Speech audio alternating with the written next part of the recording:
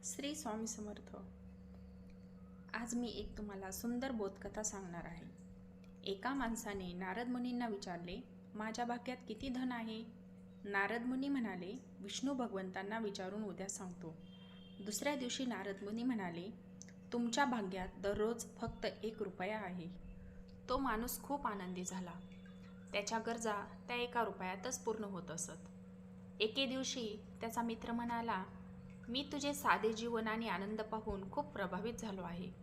माझी बहीण तुझ्याशी लग्न करावी असे मला वाटते। तो माणूस म्हणाला, माझी कमाई दररोज फक्त 1 रुपया आहे। हे लक्षात घे, याच रुपयातून तुझ्या बहिणीचाही गुजारा करावा लागेल। मित्र म्हणाला, काही हरकत नाही, मला हा नात्याचा प्रस्ताव मान्य आहे। पुढच्या दिवसापासून त्या माणसाची कमाई 11 रुपये होऊ लागली।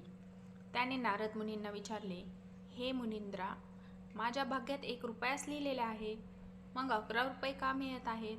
नारद मुनींनी विचारले, तुझी कोणाशी सगाई किंवा नाते जुळले आहे का? होय, जुळले आहे। तो म्हणाला, तेव्हा तुला मिळणारे 10 रुपये त्या स्त्रीच्या भाग्यातले आहेत। त्यांची बेरीज सुरू झाली आहे। ते तुझ्या लग्नाच्या खर्चासाठी उपयोगी पडतील। नारद मुनी म्हणाले, काही काळानंतर त्याची पत्नी गर्भवती झाली आणि त्याची कमाई 31 रुपये होऊ लागली। तो पुन्हा नारद मुनींकडे गेला आणि म्हणाला, हे मुनींद्रा, माझ्या आणि माझ्या पत्नीच्या भाग्यातले 11 रुपये मिळत होते, पण आता 31 रुपये का मिळत आहेत? मी काही अपराध तर करत नाही ना? किंवा चुकून तरी हे होत आहे का? मुनींद्र म्हणाले, हे तुझ्या अजून जन्म न घेतलेल्या मुलाच्या भाग्यातले 20 रुपये आहेत। तात्पर्य तर याच्यातून हे नैतिक शिक्षण मिळते की प्रत्येक मानवाला त्याचे प्रारब्ध मिळते। घरात येणारे धनदौलत कोणाच्या भाग्यातून येतात हे आपल्याला ठाऊक नसते, पण माणूस अहंकार करतो। मी निर्माण केले, मी कमावले, हे माझे आहे, माझी मेहनत आहे, मी कमवतो आहे, माझ्यामुळे हे होत आहे।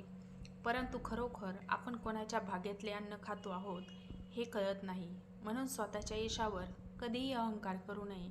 श्री स्वामी समर्थ।